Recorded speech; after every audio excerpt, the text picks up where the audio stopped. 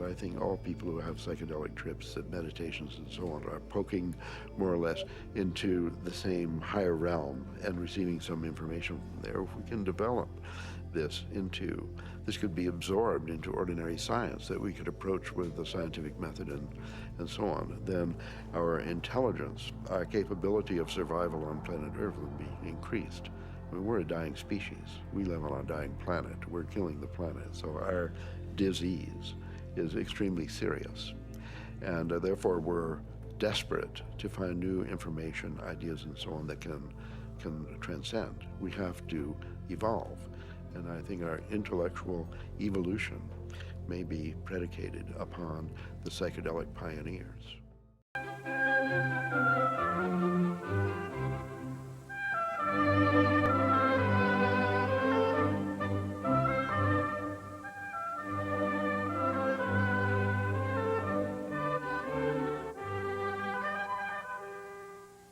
Good evening, ladies and gentlemen. Welcome to Portland's 1995-96 Science Technology Society Lectures. My name is Terry Bristol. I'm the president of the Institute for Science, Engineering, and Public Policy, which organizes this series. Tonight's presentation by mathematician Dr. Ralph Abraham is entitled Euclid's Voyage into Chaos. Before I introduce Maynard Orme from Oregon Public Broadcasting, I'd like to take a moment to thank the series co-sponsors: Oregon Public Broadcasting, the University of Portland, Oregon Episcopal School, where Dr. Abraham visited a couple days ago, Portland State University, the Time Critical Information Source DAT Services, Pacific University, CTR Business Systems, the Business Journal, the University of Oregon, Computer Bits Magazine, and the high-tech PR firm Wagner Edstrom.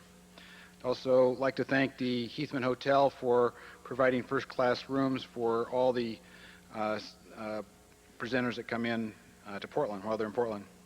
The reception that follows for those of you with patron tickets will be held in the second floor foyer immediately following tonight's event. Let me take a second here to mention that next month, on Friday, March 1st, the next speaker in our series is Dr. Richard Leakey, internationally renowned in his first career as a paleoanthropologist. In recent years, he was celebrated for his role as the Minister of Wildlife in Kenya, celebrated for, among other things, implementing an aggressive strategy for saving Kenya's elephant population from sure extinction at the hands of unscrupulous ivory hunters. Richard Leakey, born and educated in Nairobi and son of the famous paleontologist parents Louis and Mary Leakey, has now become one of the leading thinkers and articulate voices in our struggle to find practical and sustainable solutions to living together with other species in our global environment.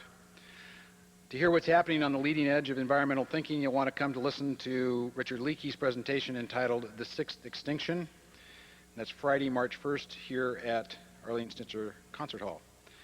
And there's this late-breaking thing which I'm going to mention, which is there's a little tiny note in your study guide that you may find, and it says Stephen Hawking. And indeed, Stephen Hawking is going to be here, at least so I'm told. He calls his own shots, but he said he'd come in April. And it's kind of outside the series. It's going to be a new big deal, and this is sort of a definite tentative date, Tuesday, April 16th. And you'll be hearing more about this. We've set it up, it's going to be at the Child Center on the University of Portland campus. It's on North Portland there, pretty easy to get to. Tickets aren't available yet, but I think they're going to be available in about a week, like middle to end of next week, if you want to start nailing down best seats and all that sort of thing.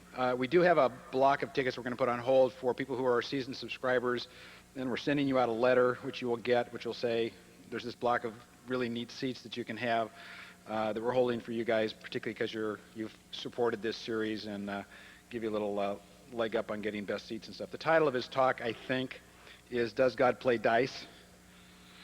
And this is the other aspect of this thing. We have a kind of a dual coming out here. One of the things that the Institute has been doing in the background, some of you already know about this, but Linus Pauling was a local boy. Linus Pauling, who earned 2 Nobel Prizes, one in chemistry and the Peace Prize, and also is probably even more famous in a lot of people's mind for his work in micronutrient research, particularly about vitamin C and so forth in his later life. He was born in actually what's now Lake Oswego, and spent some time in Condon, Oregon, and then moved. His father died unexpectedly when he was 9, and his mother and 2 sisters moved to Portland and bought a house which they ran as a rooming house, and the family lived there for about 20 years. And this house is on between 39th and 40th on Southeast Hawthorne. And some people at BPA, actually, that were doing some informal science education called us up and said, hey, this thing's going to be turned into a 7-Eleven if somebody doesn't buy it and do something. And so we started looking around, and a gentleman some of you may know by the name of Doug Strain, who was the founder of Electroscientific Industries and a real amazing guy in Portland, raised a lot of money for OMSI and lots of other things, has helped us out. Anyway, he said, let's do it, and he was a student of Pauling's at Caltech, and he's done a lot for Pauling down there, and Pauling went to Oregon State too, and all his Nobel Prizes and everything are down at Oregon State. He designated Oregon State as the place for all his papers, and so we're kind of hooking up with him. Anyway, I'm not going to go on about this, except that we bought the house and the one next to it, and we're going to develop it and renovate it and turn it into a kind of a Linus Pauling museum. We figure Linus Pauling was Oregon's boy, and he's a great role model for science and for not only as a great scientist, but with a scientist with a larger vision of the world and our place in it. Anyway, so I won't go on, but that's what this is all about. Thanks. So, and I'll just say one last thing. We did something with Stephen Hawking, and we've done a couple of things with him before, and Stephen and I get along pretty well. And I had a chance to talk to him in Aspen, Colorado this summer, and I told him about the Pauling idea and the project, and he has this amplifier on his thing, and he just gave this big yes, So I said, would you come and be the first Linus Pauling lecturer? And he said, yes, I will. It's a great idea. So anyway, Stephen Hawking will be here April 16th as the first Linus Pauling lecturer, and you'll hear more about this, but that's the early word for you that are here tonight. So back to tonight's presentation. Dr. Abraham will entertain questions at the end of the formal presentation. There are 3 mics, as usual, 1, 2, and 1 up there. There are also questions, and I'll sort of act as the 4th microphone. So the questions come up, I'll sort them, and we'll rotate as we did last time for those of you who were here. The formal presentation tonight will take a little better than an hour, and the dialogue part will be roughly 45 minutes, so we're going to try and end between 9:30 and 10. So we'll try and keep to that schedule. It's now my pleasure to introduce Maynard Orme, President and CEO of Oregon Public Broadcasting, who will introduce Dr. Ralph Abraham.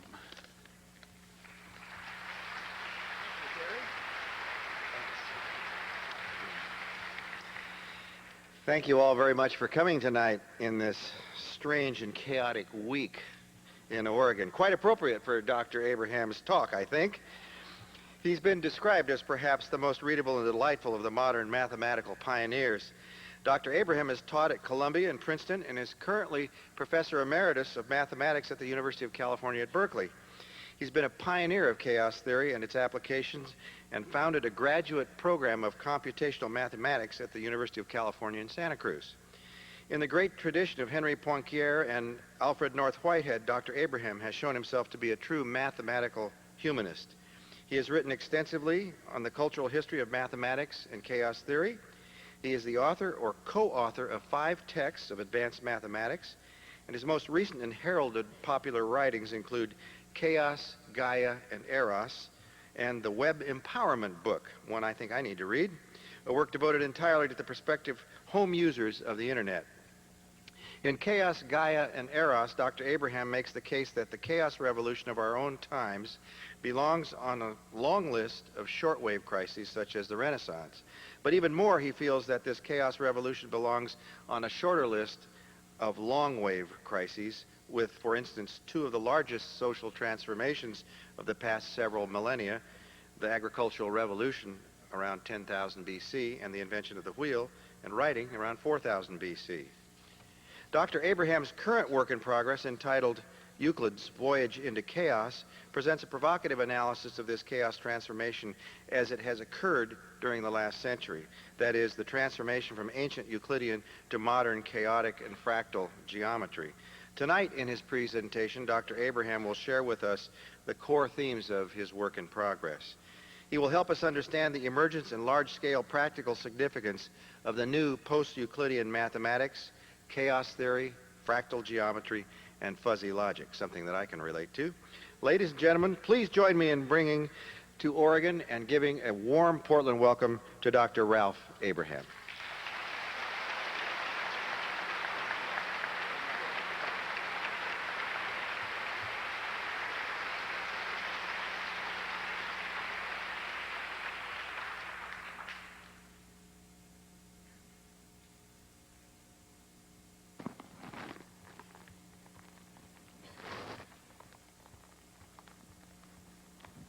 Must be static in that pocket. I've looked forward for a long time to a visit to Portland, and it just happened to coincide with the great flood of '96. So last year at this time, I was in the great quake of Kobe in Japan.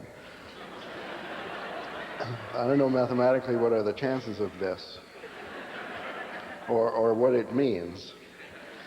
But during these few days in Portland, I've never been afraid. And I was astonished by the high spirits of you citizens of Portland in face of this really disastrous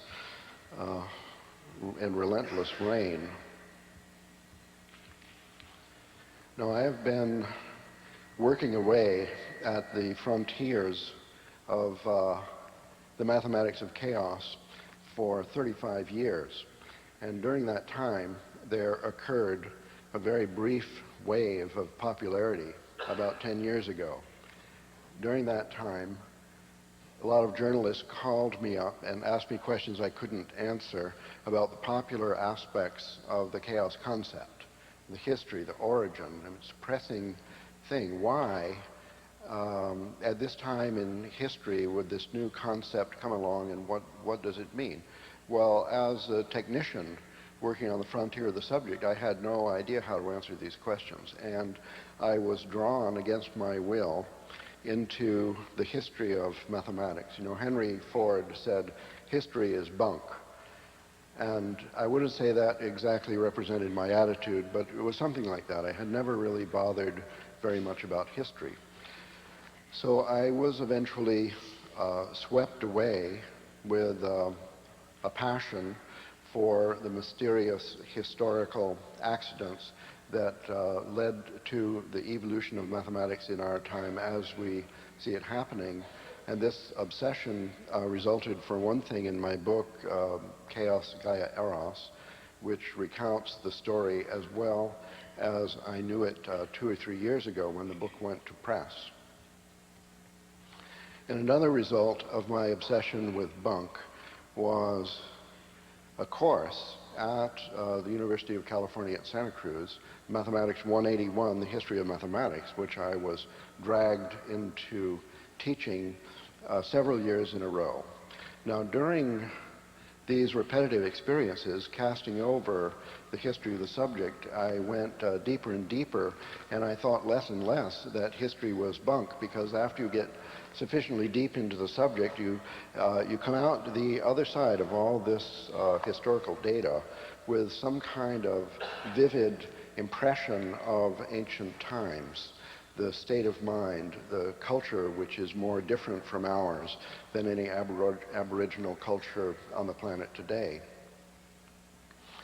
And in these scholarly experiments with history, with every pass, I became more and more fascinated with Euclid. Now, this is one of those things where you pursue different things in your life, and many years later, you see how it all connects up. So I had my career with chaos, and I had some kind of historical hobby with Euclid going on during these past couple of years. For example, on my World Wide Web page, I have two large circles. They're like doors. There's a door marked Euclid, and then there's a door marked chaos. I never thought of them going together, really, until these past few months. So this story that I want to tell you this evening, the story of Euclid's Voyage into Chaos, is a complete new idea of mine. And it's probably premature to share it, but I'm rushing to share it with you because I think it's just so amazing. And since these ideas are really new to me, I'm not sure I can even tell the story. So you have to give me a long leash and expect some chaos, especially with the machines. Give me a clue. Do you think that this acts like a microphone itself? No, your mic's getting projected. Ah, it's coming from up here. Cool.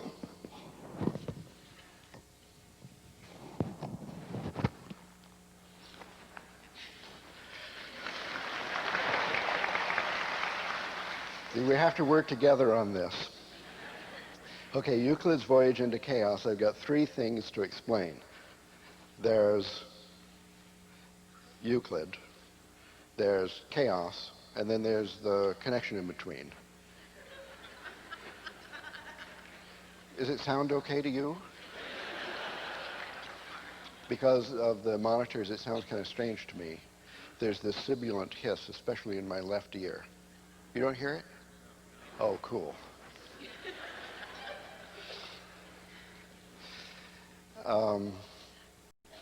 Okay, step one, Euclid. I'll start with that. It's a little newer for me, but historically it's earlier, and I've learned that telling stories in historical order helps people to understand them.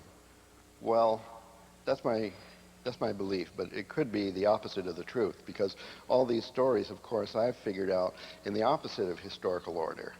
So it's like archaeology. You dig, and then you dig deeper, and you're getting the earlier layers and the earlier layers. And then when you get to the bottom, then you play it all back and fast forward as if that's how you learned it. So that's what I'm going to do.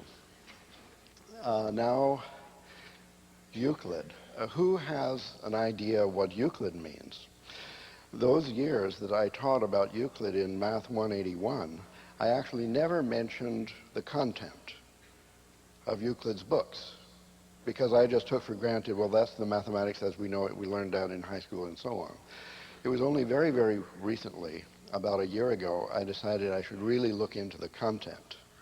So let me tell first the story of the book, and then we'll think about the content. The book contained all the understanding of mathematics that the ancient Greeks had that you could put in a book, which we all thought was most of Greek mathematics. But recent research shows that this mathematics had mystical associations, religious associations, which couldn't actually be put into a book. So the Greeks knew about them, and we don't.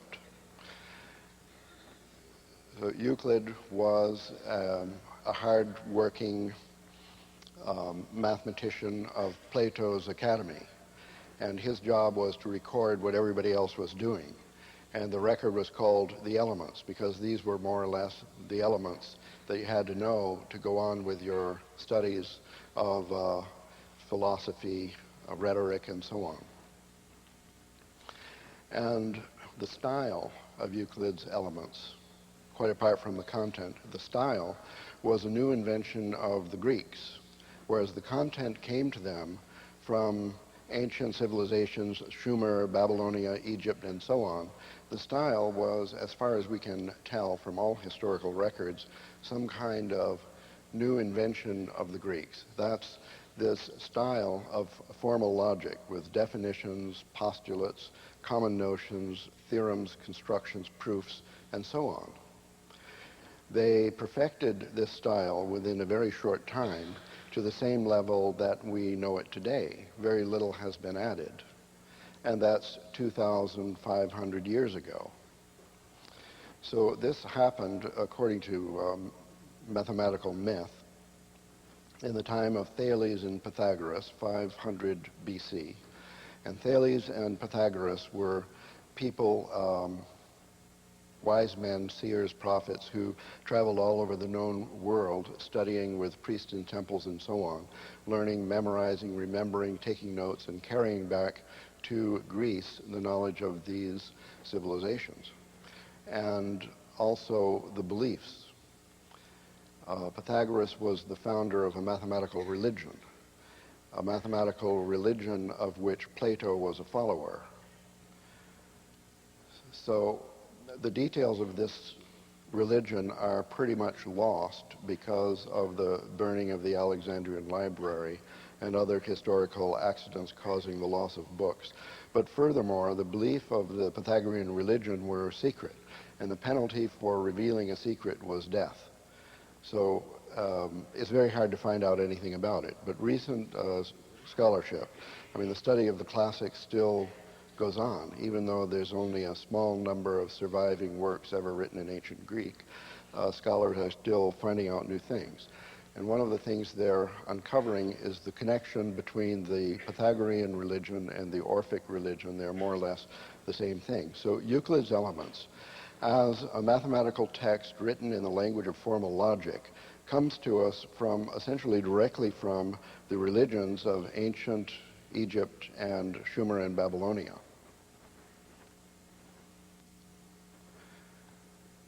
But not the formal logic.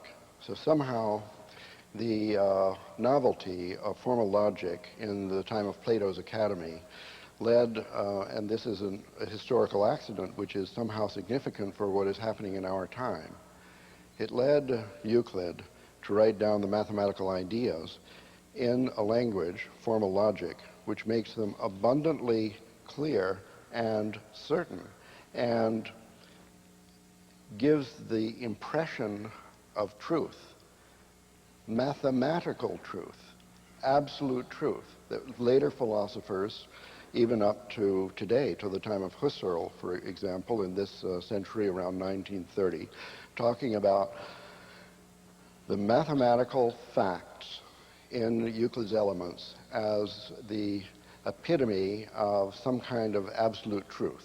That at least in mathematics there's truth and it can be established with formal logic and so on. That is the impression which is the inevitable result of the style of writing of Euclid in the Elements. Now this book, Euclid's Elements, is the second most popular book of all time. The first is the Bible. The second is Euclid's Elements, which is the most important mathematical textbook of all time, is still important and still studied. All famous mathematicians and great mathematicians of the past studied from it. What do you think is the third most published book in history? Tarzan of the Apes by Edgar Rice Burroughs.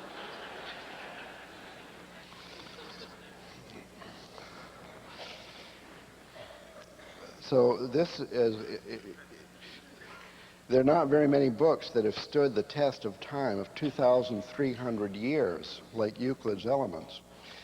And nevertheless, it seems to me, in retrospect, that this book somehow carries a lie, because although it didn't explicitly deny the religious overtones, nevertheless, it failed to carry them. So let me just tell you a couple things about the Pythagorean religion of ancient Greece.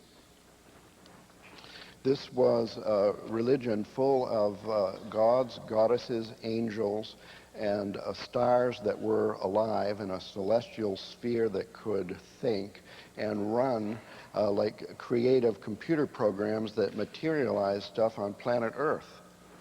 And this religion was full of magic and alchemy and astrology and all what we associate with pagan religion. It was full of that, in contradistinction to the sterile feeling of Euclid's Elements with the definition, theorem, and the proof.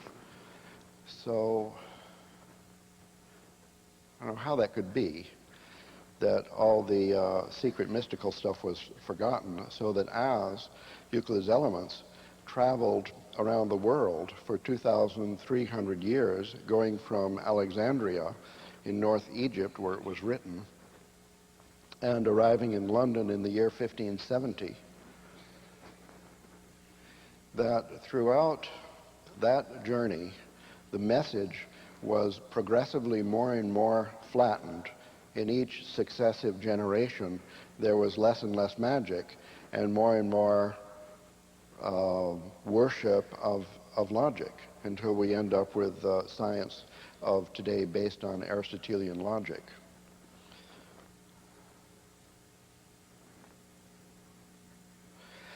Now, this journey, I've got a book in progress called Euclid's Voyage, where I just tell the journey up through the Middle Ages. The book travels in a spiral. I have a map in here somewhere, I'm not sure I can find it. The book traveled in a spiral. It went from Alexandria to Byzantium to Baghdad to Cairo, Cordoba, Palermo, Rome, and so on. Went in this spiral, and every time it traveled through a culture, it appeared to trigger a major social transformation. So somehow this book has powerful magic. And you have to wonder what exactly happened when it reached our society. What happened when Euclid's Elements reached London? What was going on there in the year 1570 that brought about the publication of Euclid's Elements in English? And who was responsible? So that was a person, John Dee, a leading figure of the Northern Renaissance. And the transformation that was triggered by Euclid's Elements in arriving in Europe was the Renaissance. And John Dee, the Renaissance progressed, of course, from Italy to England. It moved fairly slowly, so it takes 100 or 200 years to go a distance like that. And when it reached London, in the hands of John Dee, who was the astrologer to Queen Elizabeth I, who designed the British Empire as a mathematical exercise, who was appointed imperial mathematicus, whatever that is, and created the British Museum Reading Room as a personal library in his own house, where Renaissance scientists and humanists met and created the Royal Academy of London. So he was a very influential figure in his time.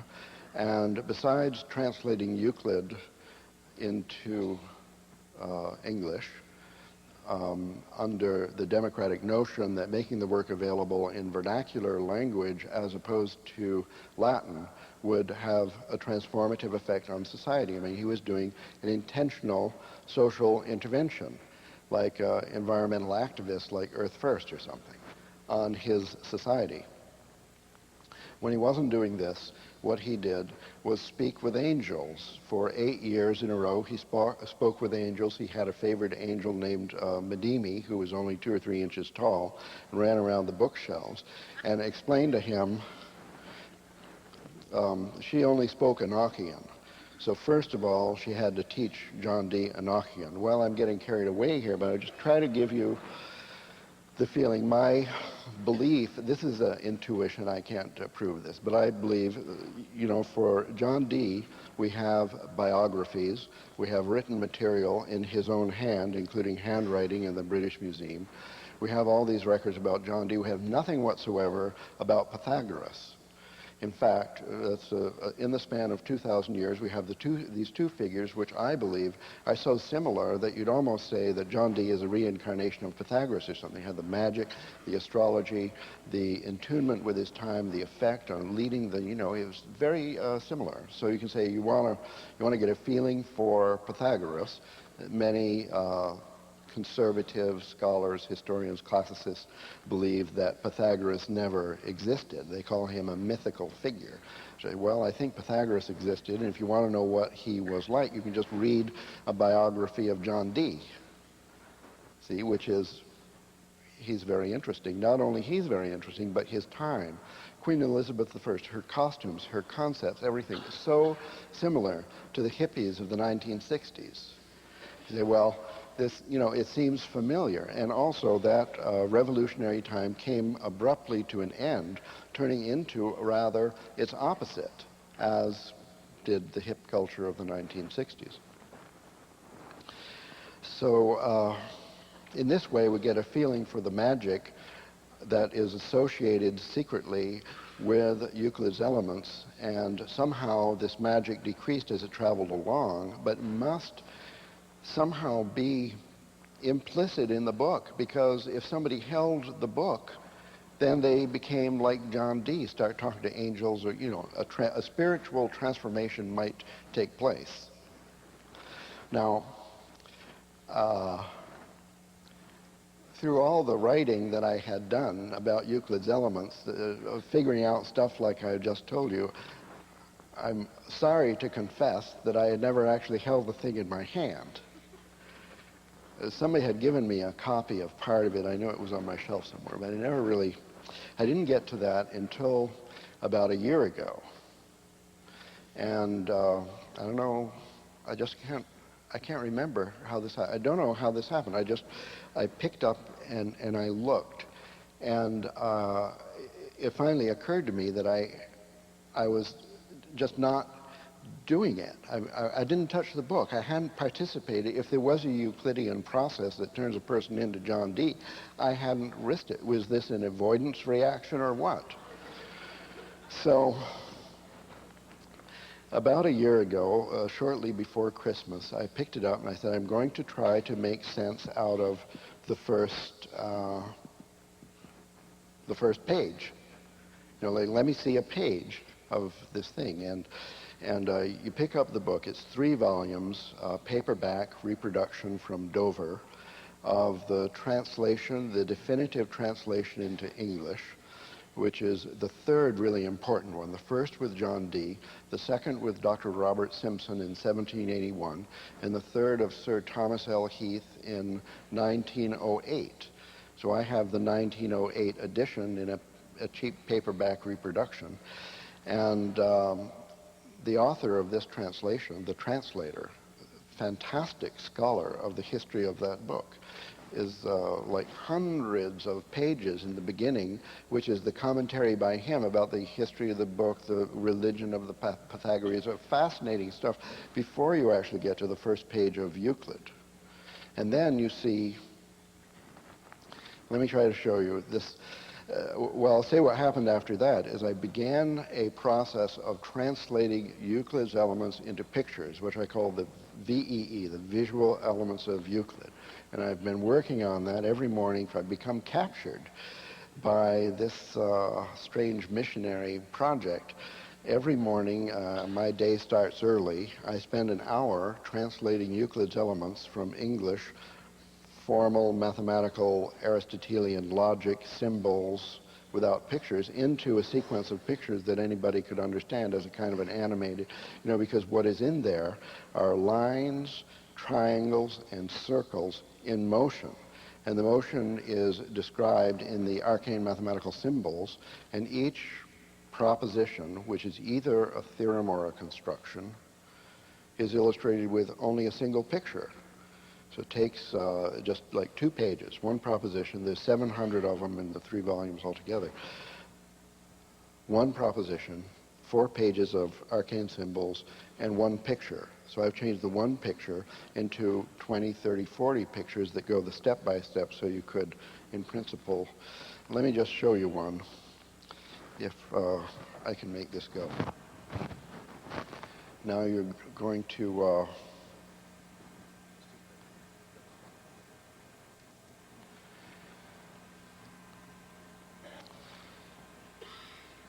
this is proposition 1 of book 1.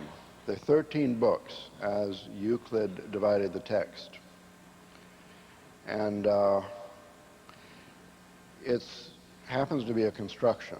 Now, I learned in my spending an hour with Euclid every day that transformed me spiritually that out of the 700 propositions, there are 100 constructions roughly, and those are the important things. And all the logic is only to really establish that the construction does what you think it does. So the constructions are primary, and that's where the magic is contained.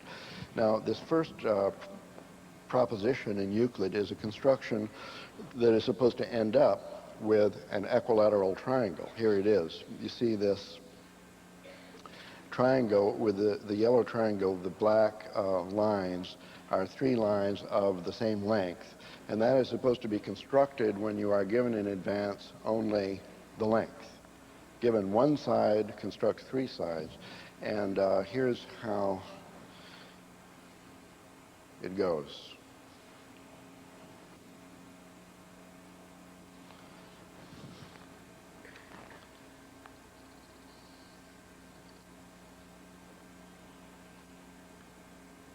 It's dialing the number. It's contacting the host. We're using the internet here. This animation is taking place in Santa Cruz, California.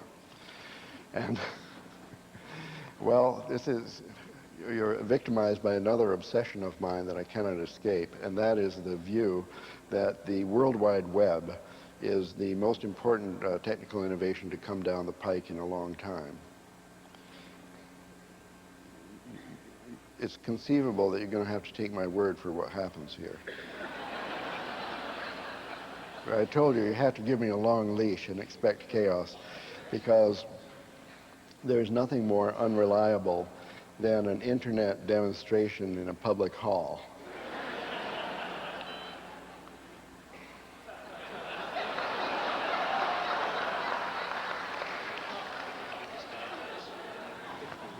Can I leave this in your hands? Terry is going to repair this difficulty in due time, and in the meanwhile, I'll talk in the dark if you feel okay with that, or we could bring out the house lights until Terry's thumb goes up. So the content, I don't know what is the content of these books. It's been very influential. Now, one effect of entering it, I've told people, if you just hold the book in your hand and don't even open it, your brain will be rewired irrevocably. A permanent change will take place. Now, what happens if you get to the first page is, in a way, you can't put it down. And if you could grok the first page, which is what I'm trying to do with these animated diagrams, then it definitely does something to you. Now, besides my personal confession, we know that all the great mathematicians like Sir Isaac Newton, that this is exactly what they did. John Dee, this is what he did. See, John Dee went to Paris, and there someone was giving lectures in French about Euclid's elements in Latin, and then he attended and he learned, and he was transformed. So it seems to have an effect individually. Is that your thumb? It's working? You want to do it? You can do it. You're afraid you'll be polluted?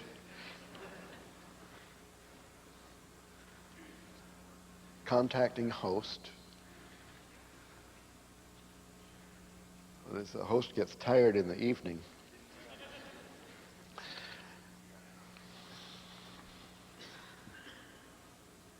Yes.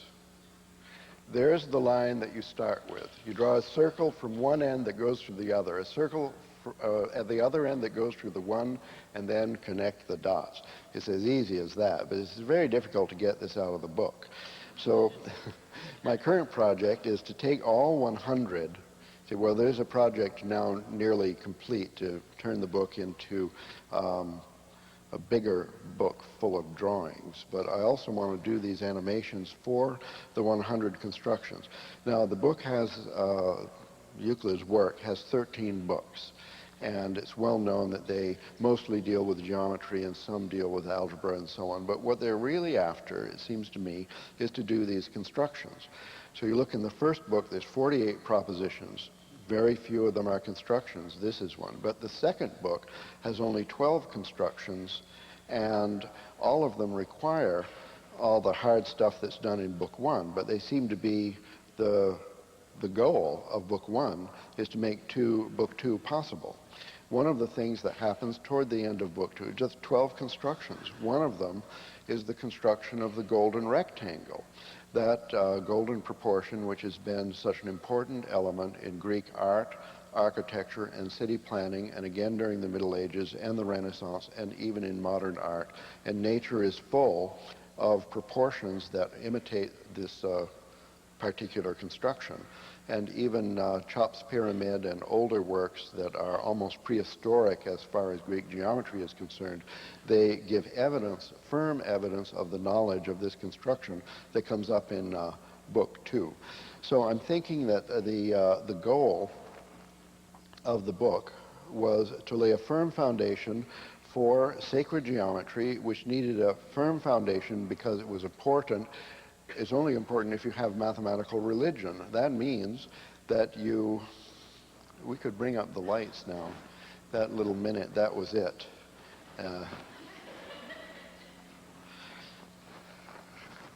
The lights, the house lights.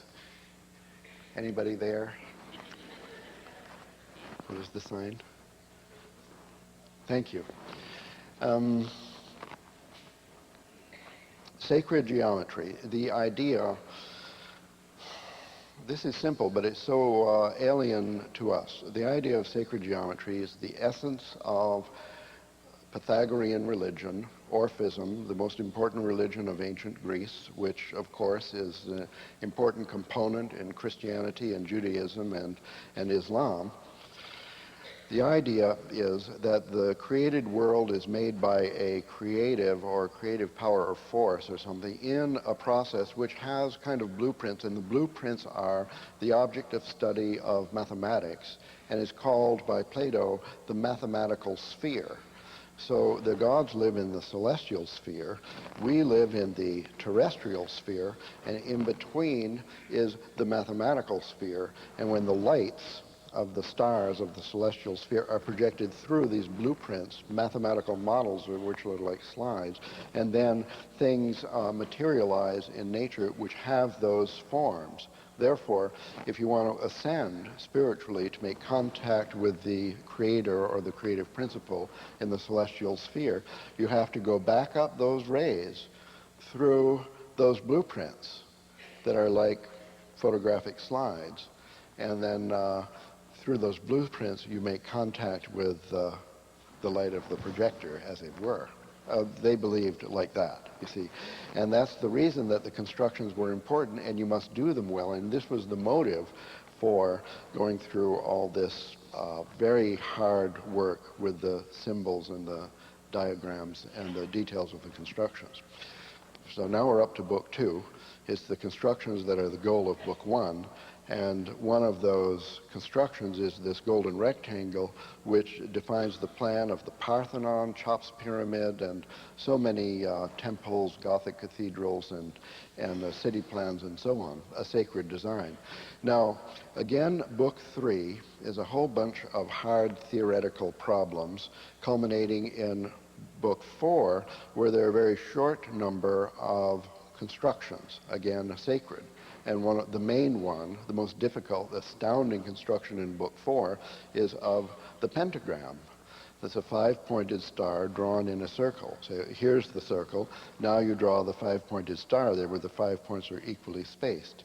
Do you think you can sit down and do that? I think that most mathematicians would have a tough time reinventing the whole of Euclid's Elements, Books 1 through 4, in order to be able to do that. It's a really difficult construction. So Euclid and those hard-working, nameless people in the Platonic Academy, where it was written over the door that you have to study geometry before you can even enter. Why? That's because sacred geometry is the plan of the divine. So much for the content and the effect and the spiritual overtones of Euclid. And now I think, ready or not, it's time for part 2, chaos theory. So chaos theory is a branch of mathematics which is part of, maybe a large part of, another branch of mathematics called dynamics. So mathematics has a few parts like geometry, algebra, topology, and dynamics. And in ancient times, these were called the quadrivium. Well, the quadrivium was 4 subjects: arithmetic, geometry, music, and astronomy. But astronomy meant not what we mean by astronomy. Astronomy to Plato meant understanding the motion of the wanderers. That means the planets that were known then. And the wanderers, that's the sun, the moon, and the planets, 5 planets. Understanding those motions, that's necessary for calendrics, for setting festivals, doing planting on time, and so on. That's what was meant by astronomy then, and now I guess we'd call it the mechanics of the solar system. So dynamics, if I can call it dynamics instead of astronomy, that existed in ancient times in Greece, and through the Middle Ages people were working, but when you get to the time of Newton, or Copernicus, Kepler, Newton, then a massive expansion of mathematics took place in which the capacity to model the solar system was greatly increased. To make mathematical models for the solar system, that was greatly increased. Now, what is more divine from the Platonic perspective than understanding the mechanics of the solar system? Because in Pythagorean religion, those wanderers were alive, like our Earth is alive, and they were alive with intelligence superior to ours. So dynamics, as a branch of mathematics as we know it today, begins with Newton. So we've got about 300 years of this. And the part of that mathematical subject dynamics, which we now call chaos theory, began with Poincaré around the year 1890. So do you know this story, which I think has been told a few times recently in various books, that this is touching upon the significance of Euclid's elements in our time. So because it was thought that what Plato thought. Plato told the mathematicians working in his academy, you go to your room and you come back to me with a model for the solar system based on, you guessed it, Euclid's elements. Lines, triangles, circles. That's what he wanted. And Kepler almost succeeded in this, but actually nobody succeeded for a long time. So Newton tried and failed. Newton believed that the reason the wanderers kept going around on time was that God, he was a Christian, a devout Christian, that God put them back on track once a year, New Year's Eve, put them back on track because they would otherwise wander off, because he didn't believe that the mathematical model based on his own work was really the mathematical model that had created the solar system. So it became a kind of Mount Everest in mathematics to prove the stability of the solar system as a mathematical theorem in the context of Euclid's elements. And every once in a while somebody would claim that they had done so when, as a matter of fact, they had not. One such person was Dirichlet, a famous German mathematician in around 1850. And he announced, it was just like Fermat's last theorem, he said that he had proved that the solar system is stable using Euclid's elements, but the proof was too long to write down on the margin of this napkin, so he'd tell some other, but then he promptly died. So a friend of his, Weierstrass, who was the most famous mathematical teacher of the 19th century in Berlin, who made German mathematics famous, in fact, and so many other very important mathematicians were his students. So he had audiences this size that would come to hear his lectures in Berlin.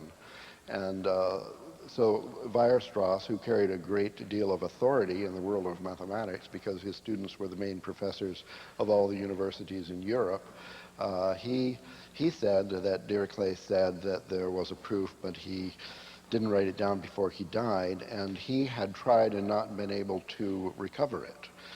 So this became an official Mount Everest of mathematics, and the word of this, well, the problem is very important because there's always some nut around saying that the Earth is going to take a sharp left or a comet is going to strike it, and this makes people anxious.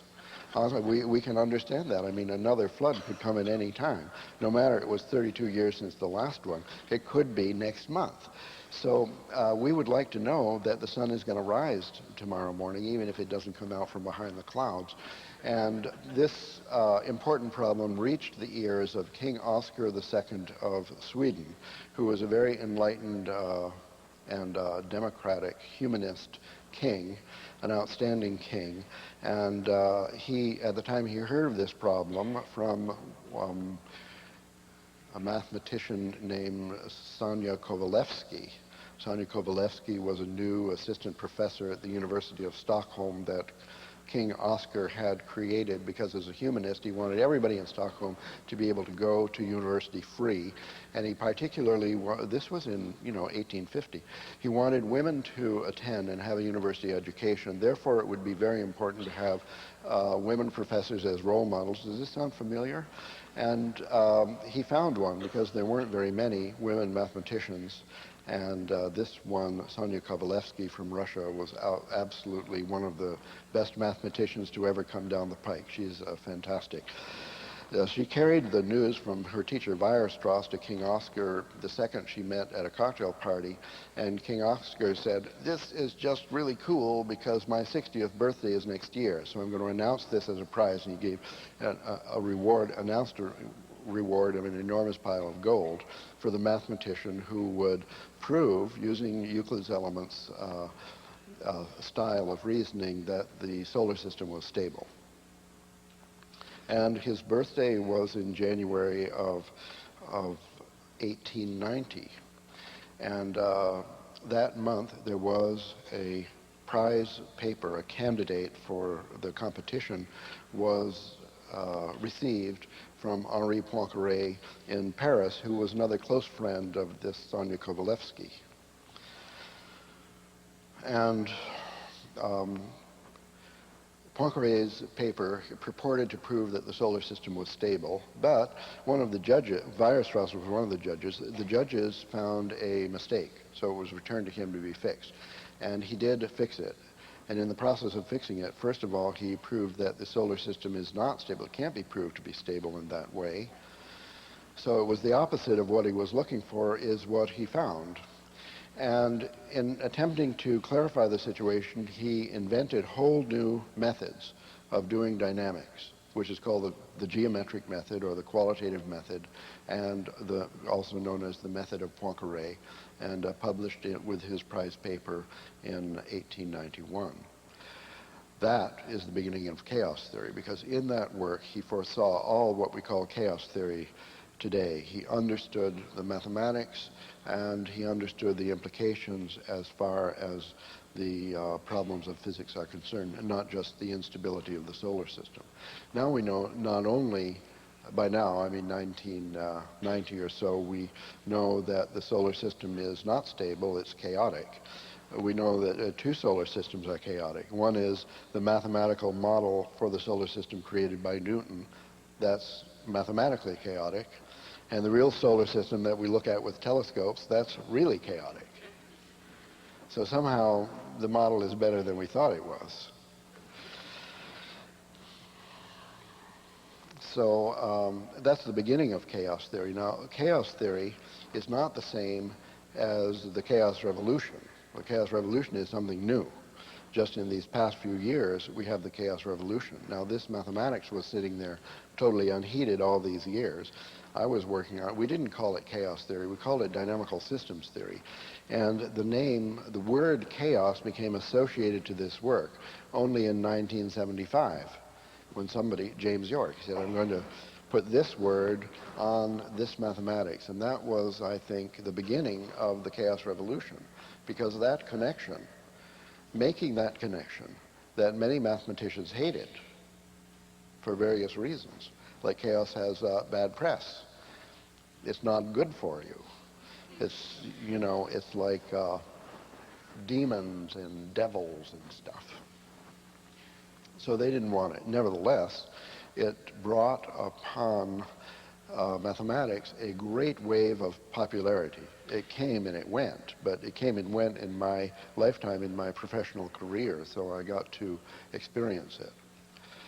And part of this wave of popularity was the publication of a single book called Chaos, The Making of a New Science by James Glick, which was very, very popular for a year or two. And that actually carried the news of the mathematics to people in various sciences that should have known about it, but they didn't, because we weren't very good publicists, or we never thought of publishing our work in any form that ordinary people could understand. And James Glick took care of that for us. But it even carried the news of this mathematical theory of chaotic behavior from a secret clique of mathematicians to the rest of mathematicians. So it was, this wave of popularity was very important and created a kind of domino phenomenon in which one field of science after another was transformed, one at a time. First you had astronomy because chaos in the solar system.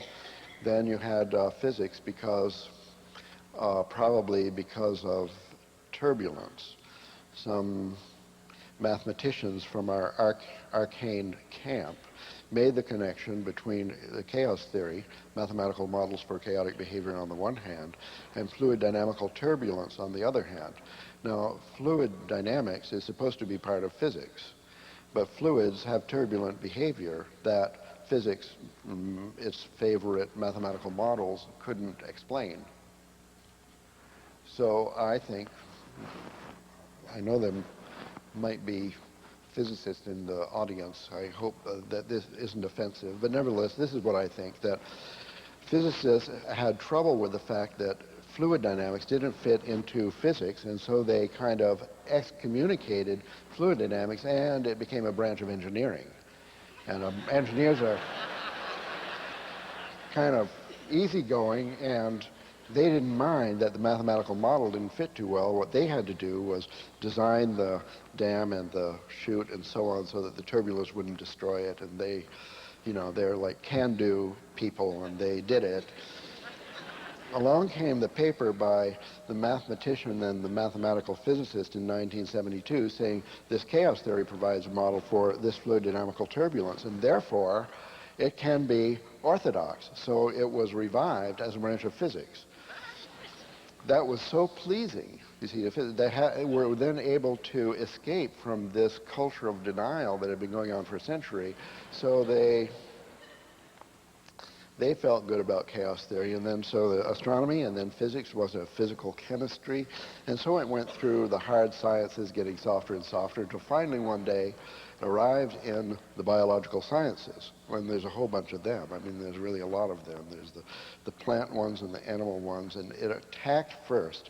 This virus first spread into medical physiology, where it was found that the heartbeat is irregular, and when the heart is severely afflicted, the heartbeat becomes regular. So the chaos in the heartbeat was actually a necessary adjunct of health, and doctors learned to measure the amount of chaos in the heartbeat and use that as an indicator of health. It should be not too regular and not too chaotic, that there is a zone on the edge of chaos, as they say, where nature feels comfortable, and that's the healthy zone. So step by step through the biological sciences, and then what? The social sciences, finally ending up with psychology, economics, and now into the arts, literary criticism. So I've seen this since 1975 or so, one field after another falling down in front of a major paradigm shift and a kind of domino effect. And maybe it's finished now, or it's almost finished. There's still some latecomers yet to undergo, like architecture. Wouldn't that be a natural? Look at all these straight lines and circles and triangles. Well, there's a few architectural movements in history, like Art Nouveau, that people like Gaudi brought in biological forms, and, well, I'm not going to publicly complain about Euclid's elements, but the fact is, there aren't that many triangles and circles in nature. We've noticed that. It's a very poor mathematical foundation for understanding nature. That's one of the little problems with it.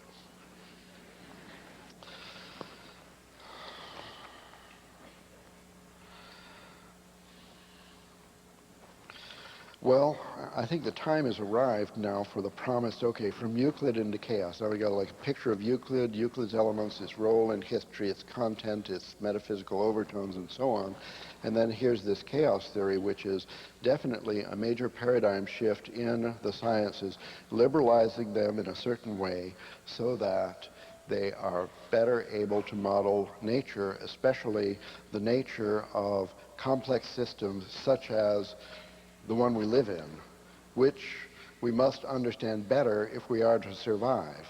So chaos theory, I go around saying in my books and talks and stuff, the chaos revolution is very important. Well, there are people who doubt that. And there are people who also oppose it. Just as in the feminist revolution, there is a strong backlash movement against the chaos revolution.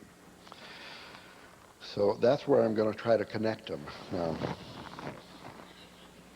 I had another map I wanted to show you, and let's see if I could click it up here, but I won't put it on the, well, let's see if I can find it. Are any devotees of the World Wide Web out there? No kidding. That's great. Then you'll be patient. Well, so what I'm doing that I just clicked on, and which may never arrive, is, of course, I'm planning a book about this. I find it very difficult to explain. I'm going to try now. It's just like a minute or two left to come through with the promise of this connection. And thanks, Terry. Rescue me. I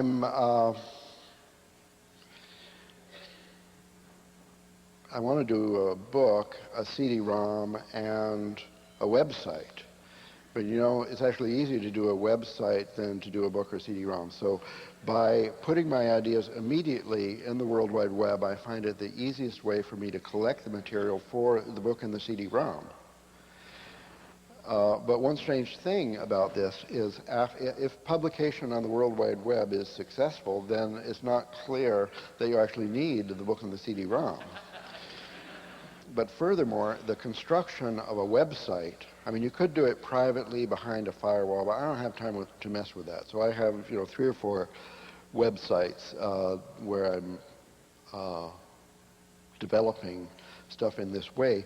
The creative process then takes place in public, and people, by responding to the little threads that they see of the beginning stages of the creation of a work, the input then from people around the world who are watching such things happen on the World Wide Web, that actually becomes part of the creative process. So the creativity itself is transformed by the World Wide Web as a new medium of creativity. Well, I'm just discovering, it's not a theory, I'm just kind of discovering this by accident. I was lazy, I put out the outline of the book before I wrote it, and then I started getting this feedback. A lot of people were reading it, and then their feedback became part of this is what's happening.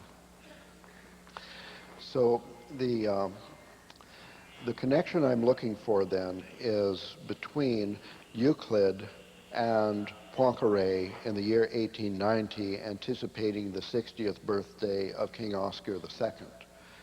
Because after you get to that point, it's just a question of sooner or later somebody's going to read his work, get the idea. One of the main things happening that amplified the spread of this social transformation, paradigm shift, chaos revolution was the computer revolution, the advent not only of mathematical computation, but also of computer graphics, making the results of complex mathematical models visible, not only to arcane specialists of mathematical symbols, but to anybody in the public on the street who cared to look at the cover of a magazine, the pictures of the books called Fractals in Nature and so on. makes the new mathematical objects visible, recognized, and understood, fundamentally, deeply, intuitively known by anybody who cared to look. So that's a terrific amplifying factor, like the invention of the telephone or something, in the spread, the more rapid spread of the new idea, as in popular books like James Glick's Chaos, the Making of a New Science, spread from, say, the announcement of a prize for Poincaré, spread to the public, and then from the public back to other mathematicians, scientists, and so on. Anyway, the mechanics of a social transformation have changed, have been fundamentally changed by the computer, and now it's all more rapid. So I think if I could establish the connection between Euclid and Poincaré, then we could almost take the rest for granted. It was bound to happen. Now, how could Poincaré discover chaos, come up with such a different idea, radical idea, when he was rooted in the mathematics and the religion, the sterile religion of the Enlightenment that Euclid's Elements evolved into? So here is the web page that begins the construction of this connection. This is a clickable chronograph, I call it. And here's Euclidean geometry. Of course, it starts in, well, the date of Chop's pyramid is approximately 2700 BC. But I didn't want to make the chronograph that big. So Euclidean geometry begins way up there, but it comes down here, and it undergoes an important transformation in the middle of the 18th. And non-Euclidean geometry begins. And that's all of this giant chart that I'm going to explain. Over here we have dynamics, okay? It begins, what we call mathematical dynamics begins with Newton in the year 1685. And then down here with Poincaré, it's transformed from dynamics into chaos theory, let's say. So here's the transformation. Can you see where I'm pointing? Does that work? Because I don't know what's, oh gosh, that looks quite good. Okay. So here's Aristotelian logic, formalism. There's chaos logic, a very exciting new development that resolves the problems that destroyed formalism in 1931. There are developments in philosophy also. I'm going to skip that. I just want to draw one line here that's from this bifurcation in the history of Euclidean geometry and this bifurcation in the history of dynamics. So this one is Poincaré, 1890. And here the important figures are Riemann, Lobachevsky, and most especially Gauss. Let me mainly tell you about Gauss. And from Gauss to Poincaré is just a generation or two. Now behind these, I have, behind each of these rectangles, there's cheat sheets where I have the chronology of the important things happening within that block that might arrive while I'm going to finish now in a minute or two, and my main aim here has been to provoke questions, so I'm really counting on you. I can't even start until people start asking questions. So this is just warm-up, and there'll be, you've heard these microphones, and if questions have occurred to you, please hang on to them, because in just a couple minutes I'm going to stop, and the Q&A will begin. So here is my idea of the relationship between Poincaré and Gauss. Now, so-called non-Euclidean geometry is really Euclidean geometry. I mean, it's called non-Euclidean geometry, but that's wrong. It's just a slightly refined, improved, gussied up Euclidean geometry. And what is really non-Euclidean geometry, or I would call it post-Euclidean geometry, is chaos theory and fractal geometry. That is really different. A geometric object, according to Euclid, is a line. a plane, a circle, a sphere, a square, a cube, and so on. A geometric object, according to fractal geometry, is a fern, is a sandy beach, is a cloud, is a waterfall. So fractal geometry is so much closer to nature than Euclidean geometry. See, from that perspective, we look back in history at Euclidean geometry. We say, okay, the difference between Euclidean geometry and non-Euclidean geometry is not much. So here's what happened. In the time of Euclid, he has his book. There are the postulates, the definitions, the common notions, the propositions, which are either constructions or theorems. Of the main hypotheses, the postulates, there are only 5. And everybody agreed that the first 4 were very natural. And everybody agreed that the 5th postulate, which has to do with parallel lines, is really passing weird. So even, not only, Euclid's body was cold in the grave, before people tried to prove that postulate 5 was unnecessary, because you could prove it as a theorem from the other 4. And one generation after another of mathematicians down through the ages tried to prove this, and all their proofs were faulty.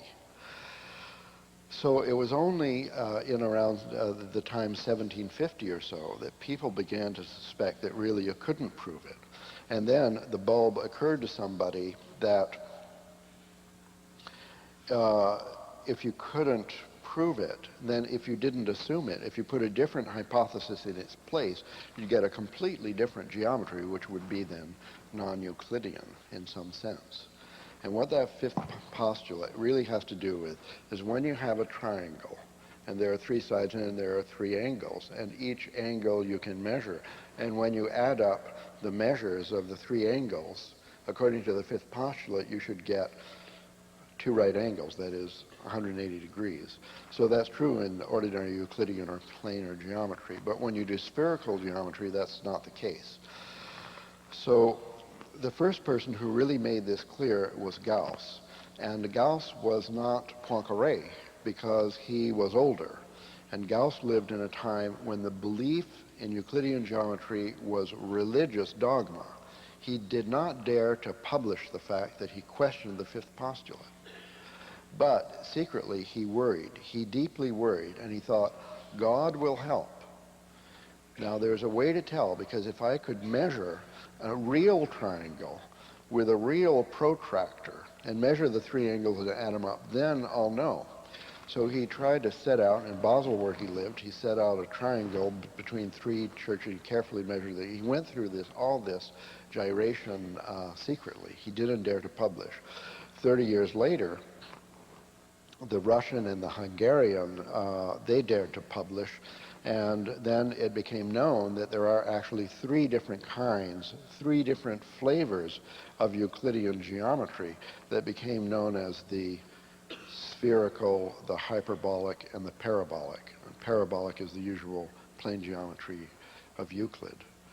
So in this sequence, there is a gradual weakening of the strength of the Euclidean dogma. And I believe it's that weakness that made it possible for Poincaré to discover chaos theory. Now, this must seem a bit arcane, but I'm standing up here saying I think that it's actually important. If we could raise the lights now, it finally came up that behind each of the rectangles there's a little chronology, and that in creating a book in this way, I'm going to amplify those into text and so on.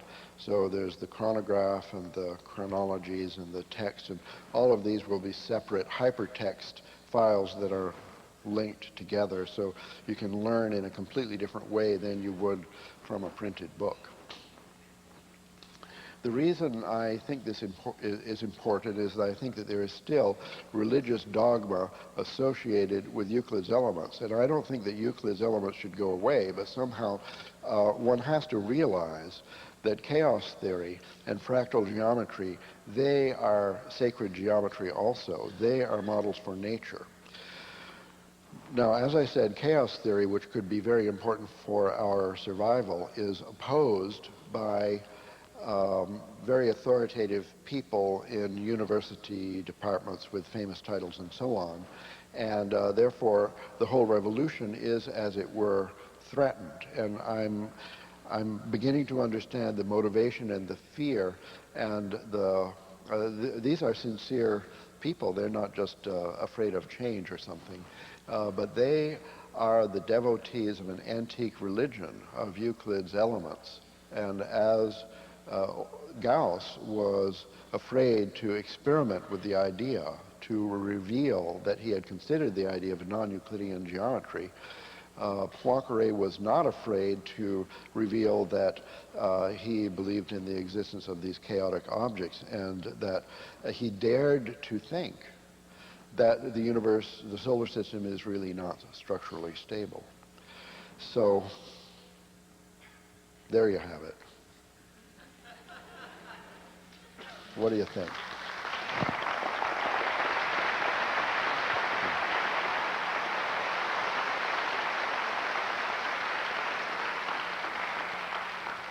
Do you want to show the video at all, or it's all queued up? No, I think I'm going to leave that. Skip it? Yeah. Okay.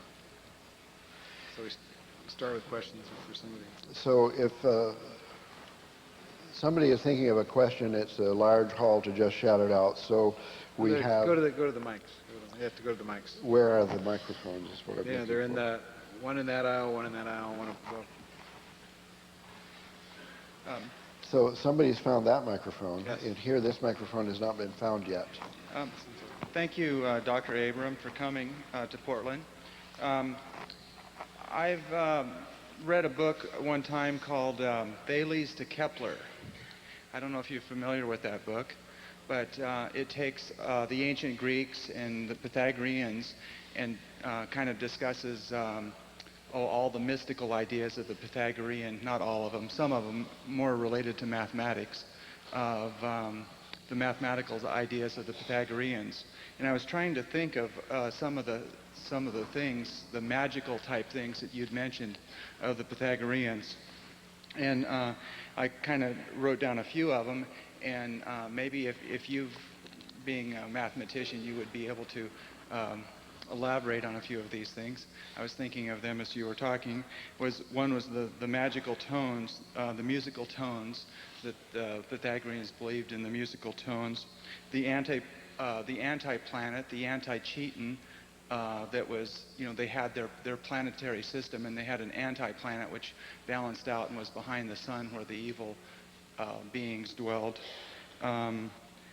The Platonic solids. I've heard the Platonic solids recently discussed quite a bit, but I've always called them the Pythagorean solids, and so it's been something that's come out quite a bit, Pythagorean solids. And there's always been those reflection state structures between the dodecahedron and the icosahedron. If you that they were interchangeable. Well, let me just deal with these, because I think that's already more than I can handle in a minute. Just Pythagoreans, I was just mystified by them, and so I thought maybe you could elaborate on some of these kind of ideas that were associated Well, with as the I Pythagorean said, cult. there's an excellent and interesting new literature shedding new light on the beliefs of the Pythagoreans. And these things that you mention do indeed, as far as I know, represent important elements in Pythagorean belief, but that's not all. The planet behind the sun, I think, is important primarily in understanding the history of the Copernican model or something, and is not a big deal in Pythagorean history, but certainly the Platonic solids, so-called Platonic solids, are very, very important. I didn't go on with the constructions in the contents of Euclid's Elements past Book 4, but there are 13 books, and certainly you have to wonder what, after all, is constructed in Book 13. That must somehow be the culmination of the entire process of the elements. And indeed, what is constructed in Book 13 are the 5 so-called Platonic solids. Now, these Platonic solids have a prehistory that goes back way before the Pythagoreans, and the stone carvings of these 5 peculiar shapes have been found in Scotland. They're called Bethels, and they date around 1500 BC.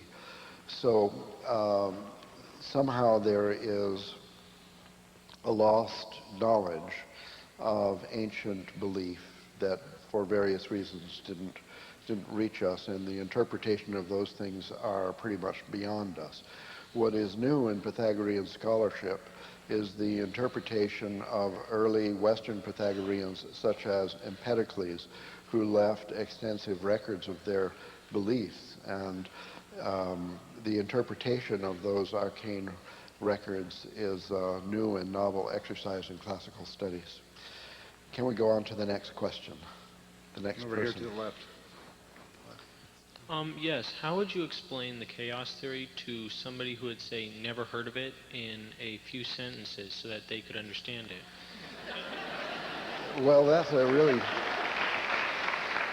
really good question, and I wish I were better prepared in terms of the my multimedia support here. Let me play this video. Because what you're asking about, see, mathematics has been redefined.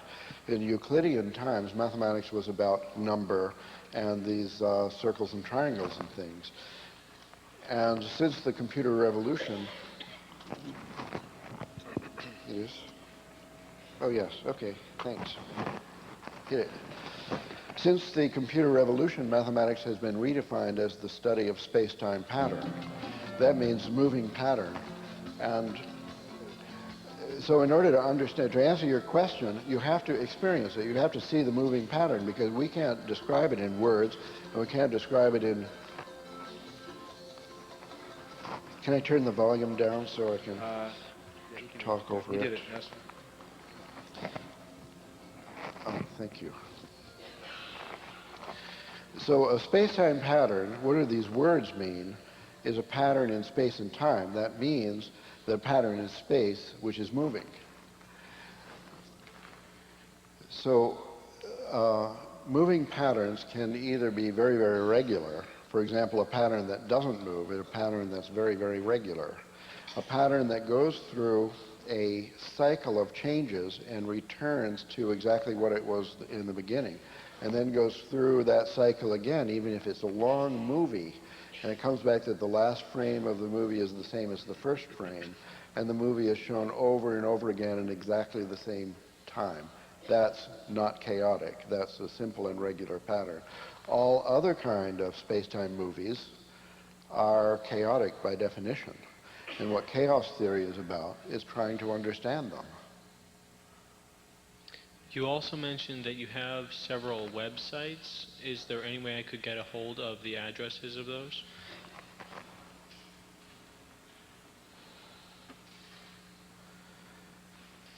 I can't think of anything better than to do than just to say one of them and then you write it down, okay, because I don't... So the one that I've been projecting here is called VMI, as in Visual Math Institute, VMI.vismath, VISMATH.org, O-R-G. And that's the home site of the Visual Math Institute.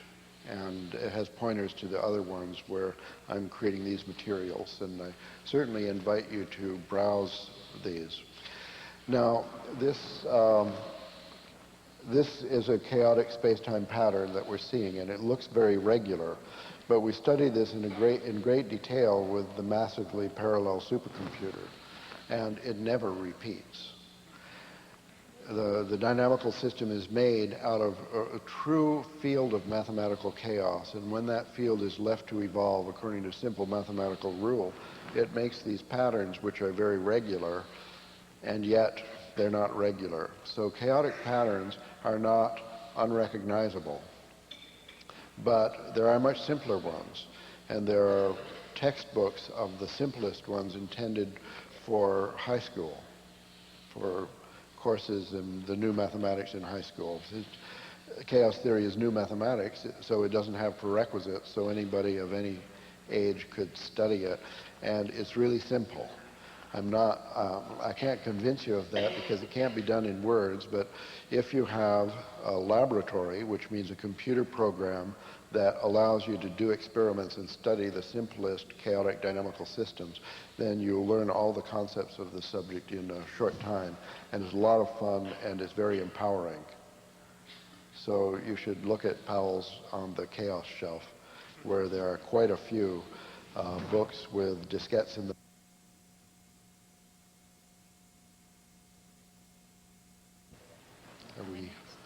Over here. I'm Okay. set up here. Okay. I got a call from a friend the other day. He said, "Oh, you got to go on the web and search for this paper," which I haven't done yet, but it makes sense to me, and I wanted to run it by you. That a bridge between Greek math and Pythagoreanism and so on, and fractals at least, is the golden mean. Because of the self-similarity there, it must have really impacted the Greeks who did study the ratio about how it repeats itself down, down, down, up, up, up. And I was wondering if you make any use of the golden mean in your own thinking as a connection point there. Well, I'm working on a book on it called The Golden Thread, in which I trace the golden mean from Chop's pyramid up to modern art. So I do agree with whoever wrote that paper. It's a very important subject. It's extremely revealing, and it does actually give a contact. You see, those ancient Greeks, we can't know them personally. We can't dig up their secret books which didn't survive. But through mathematics, we can know them. And that's a very important connection. They were definitely aware of infinite recursion processes that are at the basis of fractal geometry. Professor Abraham, my question has to do with the history of mathematics. Boy, those are some neat graphics. I'm sorry to interrupt my question just to look at them. Don't be disturbed. The short list you have given us of the development of mathematics, that is to say there is Euclid, and then there is Gauss, and then there is Poincaré, and that's it, does seem to me to oversimplify the development. You have mentioned Newton, and you would have to agree that the differential calculus does add a new element somehow. And then there was Galois, who gave us the fact that the quintic cannot be solved using classical methods. There are the people in the 19th century who proved that you can't, with a compass and a straight edge, even duplicate the cube. And there are the developments of relativity and quantum mechanics in our own century, which are mathematically fairly sophisticated. Not to mention from Galois, of course, you got these larger and more complicated algebraic numbers.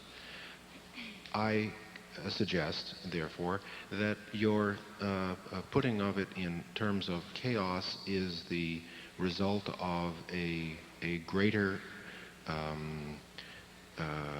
generalization, or a greater development from Euclid, is so simple and so...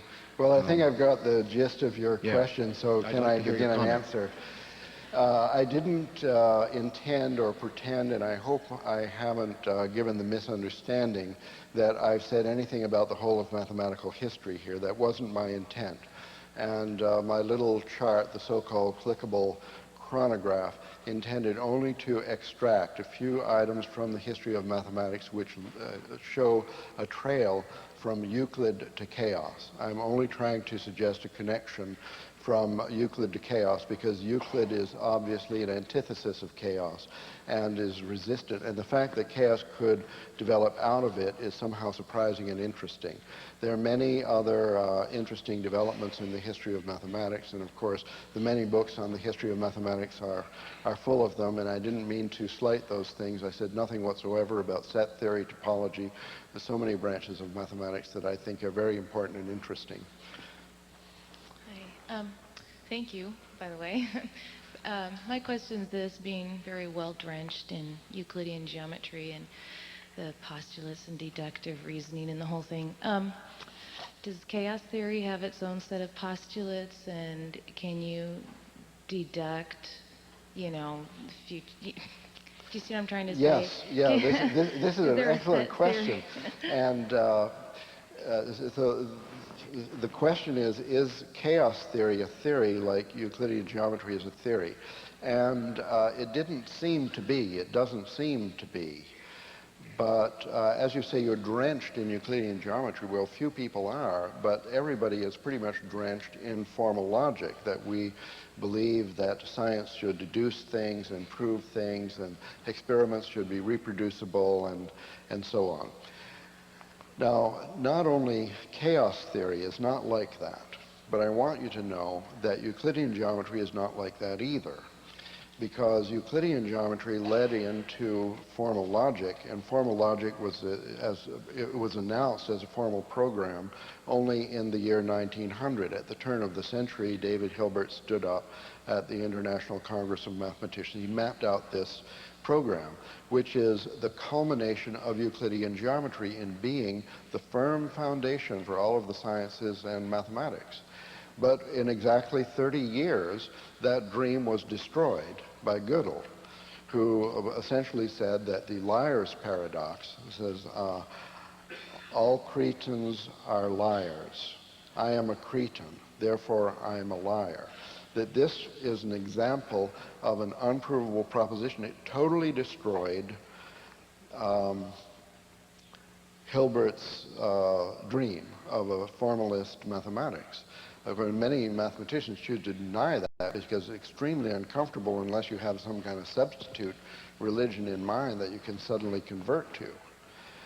So chaos theory, first of all, didn't pretend to be like that, but the main difference is that Euclidean geometry is 5,000 years old, and chaos theory is 25 years old. So, I mean, as a new branch of mathematics, it cannot have a formal foundation because it is in the process of discovery. Even the bare essential concepts are not yet emerged. We are having the great pleasure of discovering something new. So many people might dream. In fact, I personally dreamt. I thought that's what we were doing in the 1960s, and our program really fell on the rocks because chaos theory did not submit to any mathematical formulation yet, and may never. But meanwhile, it already gave us something really, really radical, and that was a tool for making mathematical models of the old-fashioned mathematics for chaotic behavior in nature. A computer program, a robot mathematician, better than any classical applied mathematician. You give it the data, it gives you a mathematical model which imitates the data quite well. So without having the formalism, it somehow did the job of so-called mathesis universalis, which means to understand mathematical objects in nature through some process of grokking, some mathematical capability that we all have, without which we couldn't run through the woods without hitting our head on a tree, without any formalism. Nevertheless, it turns out that chaos theory does meet with formalism because the paradox of Gödel's theory about the liar's paradox is resolved by a new kind of formal logic called chaos logic. And here is has anybody got the patience for this kind of thing? Okay, this is as new as 3 years or something. Patrick Grimm and Gary Marr at the State University of New York. First of all, as in fuzzy logic, you've heard about fuzzy logic, I know. So as in fuzzy logic, instead of truth being a 0 or a 1, we give it a range between 0 and 1. But they have a further idea beyond fuzzy logic, and that is a syllogism or a statement of formal propositions is to be interpreted as a function, that you can't even do it, whatever it's a program. You're supposed to do something. Whatever it is you're supposed to do, you can't do without first having some kind of a guess as to the truth, the value between 0 and 1, the truth of the certain things which are the inputs there. Like with the liar's paradox, all Cretans are liars, I'm a Cretan. Right away you say, well, he's a Cretan, so he's a liar, so, well, gosh, there's two different things he could be lying about. He could be lying when he says that all Cretans are liars, because maybe there's a few Cretans that tell the truth, or he could be lying when he says he's a Cretan and he's not a Cretan, he's an Athenian. So you have to make some assumption before you can even proceed. So Grimm and Marr said, okay, the propositional calculus gives functions where hypotheses go in that are truth values, that are numbers between 0 and 1, and then conclusions come out which were the truth values. And those are perhaps, if you're lucky, improved assumptions for going in, and then you do it again and again. And they show that with the liar's paradox, interpreted that way, when you do it again and again, it is the logistic function, the world's best known chaotic dynamical system. So the truth values never converge. However, the paradox is removed because now we have a formal logic in which that paradox doesn't occur. Now, there still might be some serious problems with it, but who could believe that after the destruction of formal logic had given birth to chaos theory, that chaos theory could give us back a better formal logic? Isn't that weird beyond belief?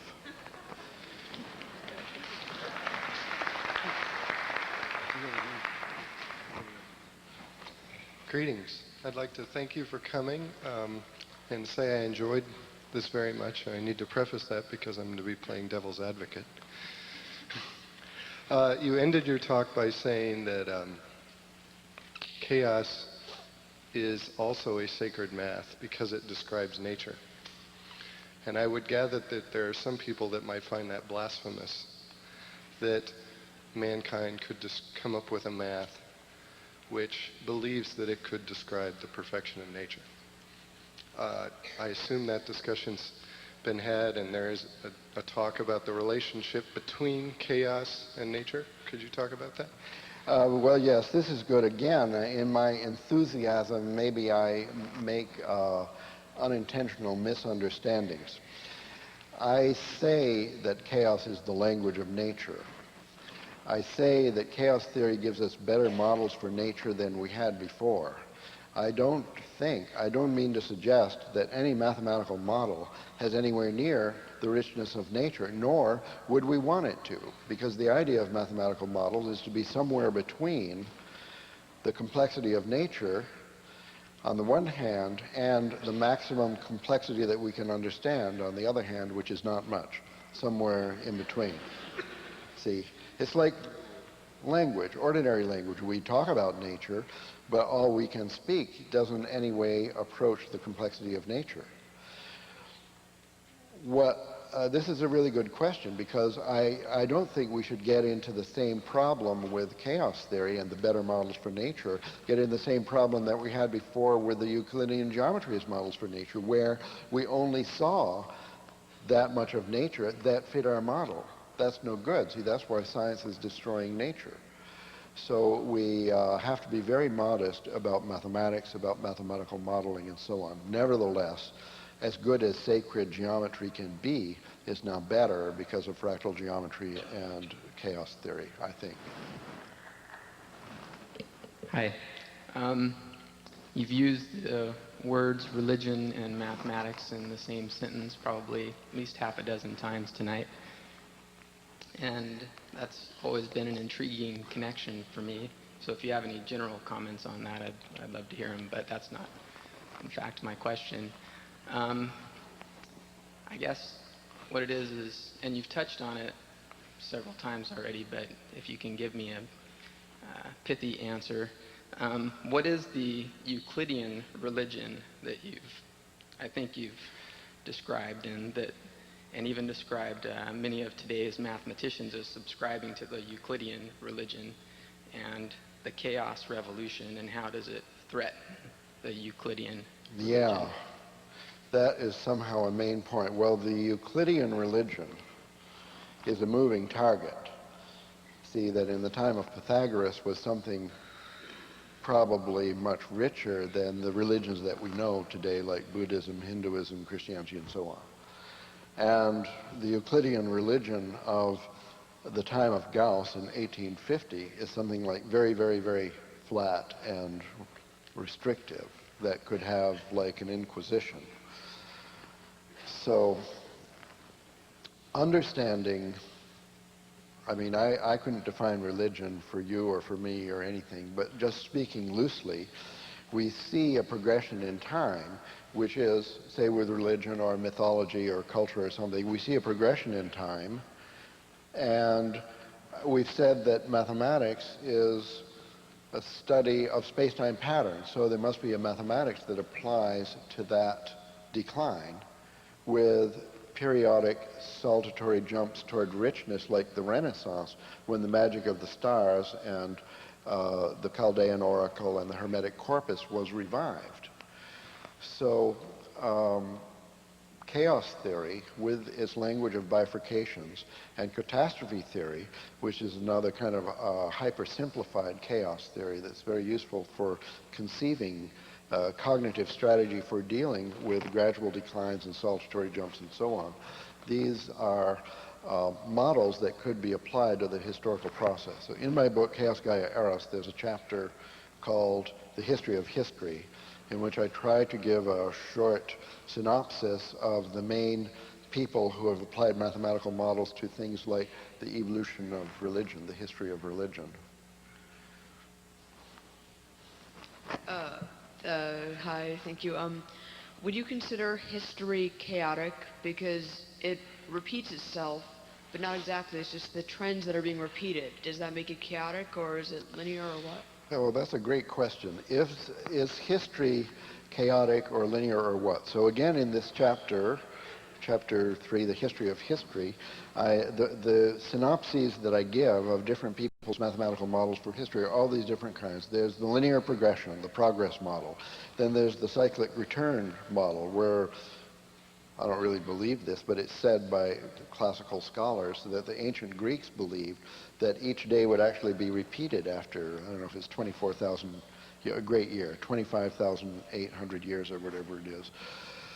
So those are Euclidean models for history. Those are the two, the circle and the line. So chaos theory fractal geometry ought to give us new models for history, for experience, for our relationships, for the history of Portland, for the history of the Willamette River and whatever. Does it, in fact? Has anybody talked about that? So I do have a friend, Terence McKenna, is the first person that I know who has put forward a fractal geometry model for history. And it's very simple and very revolutionary. But history, there's this thing called the hermeneutic circle, that you see what you're prepared to see, and then you make a model of that, and then that model changes you, and then you see something different.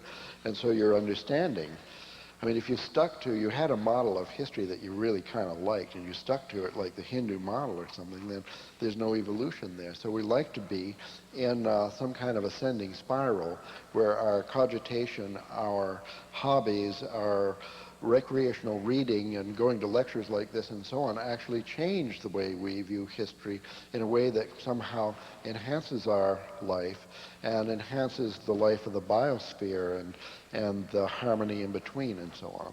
So I think that liberalizing our views of history and trying again, play the movie again, the movie of all history as you understand it.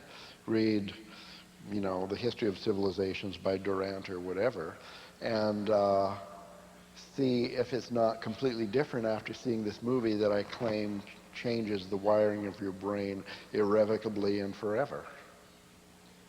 So a viable model for time or history would be a spiral with fractal things coming off of it? Yes. Is that the gist of what you're saying? Yes. Okay. Like a tree, a river. Well, it's an interesting point that the young man has brought up, this idea, and that you responded to with the notion of a spiral. This is not a brand new concept, because certainly, it seems to me anyway, Hegel and those very much out of favor philosophers, Marx and Engels, also used a spiral. But not a spiral with fractals. No, you're no, right. Not, maybe not. But can I just ask my question? Yeah. I know that they're anathema probably to most people in the audience, but nevertheless, conceptually, they, to me anyway, make some interesting points, especially when we're talking about a kind of Platonic or an Aristotelian logical system where you can't have something that both is itself and its opposite at the same time. That most basic of all paradoxes. And what I'm interested in is how or does chaos theory contain within it some kind of concepts of both dialectics and models of change that are dialectical. And I know that Prigoghine's work does that, although he never acknowledges that he's using dialectical concepts, but it's right there. Yes, well, I don't know. The spiral model for history is true. It's an old tradition with many adherents, and the dialectical model is kind of a mathematical idea in the context of history or society. I don't think that chaos theory gives any new picture about that. It's more that mathematics, especially chaos theory, gives the capability of modeling anything, really. So there is this hermeneutical process, which is itself a kind of a dialectical conversation. And maybe the proposing of a model, like say a Euclidean model, is a thesis, and then you have a counter-proposal of a fractal model, and that's the antithesis. And so the hermeneutical circle is something which is fundamental to all evolutionary process. And mathematics doesn't, say you had a rule of evolution, like things always run down or something, mathematics could model that. Or if you proposed the opposite rule, then mathematics could model that. So mathematics is not the answer to everything. It's simply a cognitive strategy. Now I'm particularly talking about chaos theory as a cognitive strategy for dealing with very complex dynamical processes like these pictures. What about the fourth microphone? Do you have? Yes. I have a couple, actually several of them have been asked.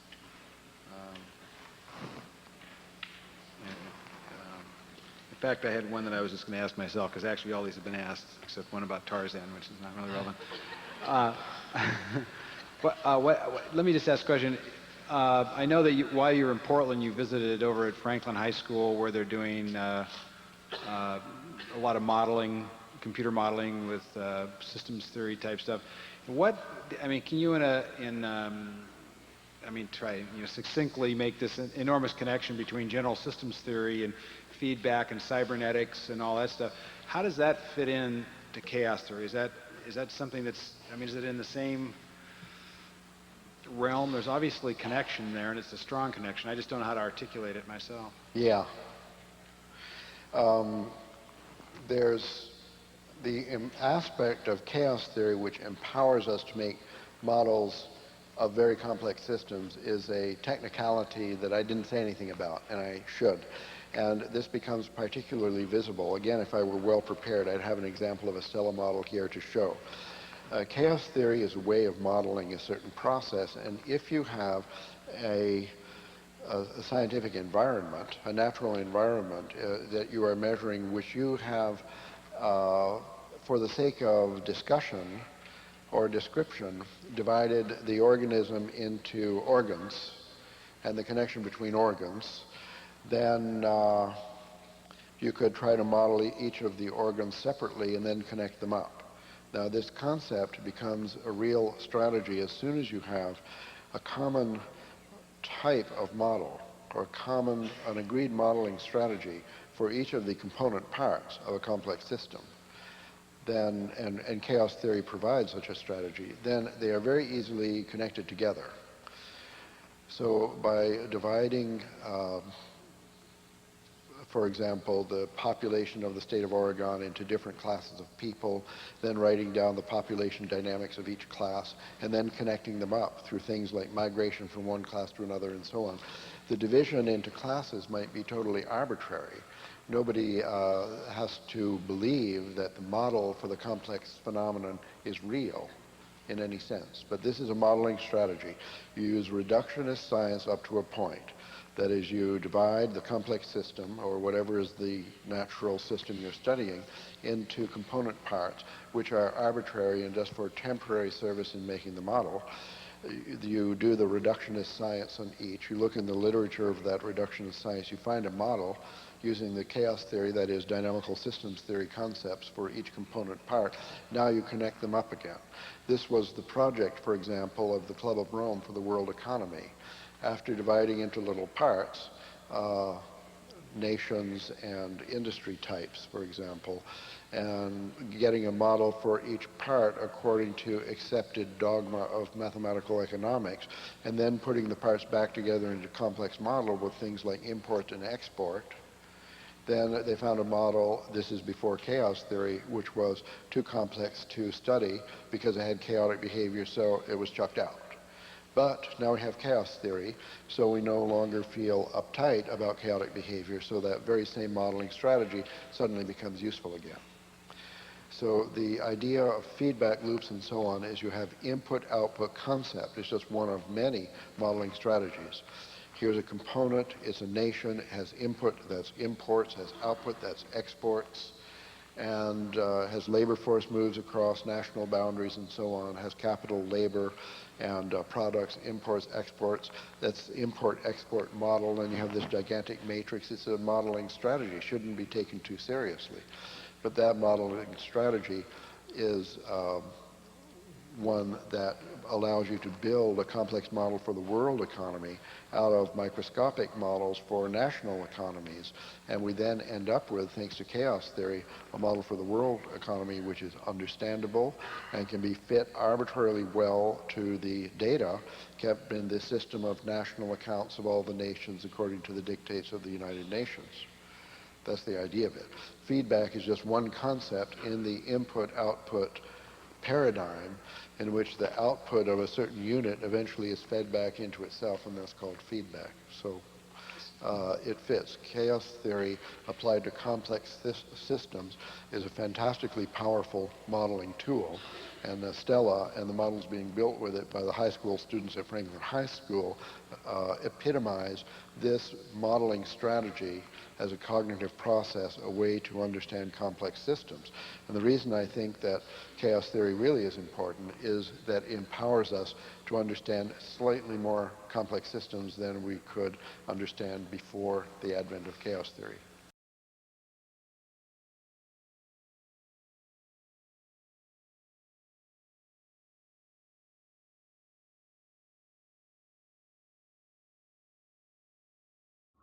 There are fields which are undiscovered so far, which have nothing to do with anything that is discovered so far. The gravitational field, was unknown before the year 1604. The electromagnetic field, unknown before the year 1830 or something. All of these, what we call the fundamental fields of mathematical physics, are new discoveries. Dark energy is also even newer discovery, and beyond that are maybe more discoveries yet coming beyond our cosmos itself, in higher dimensions, as they say.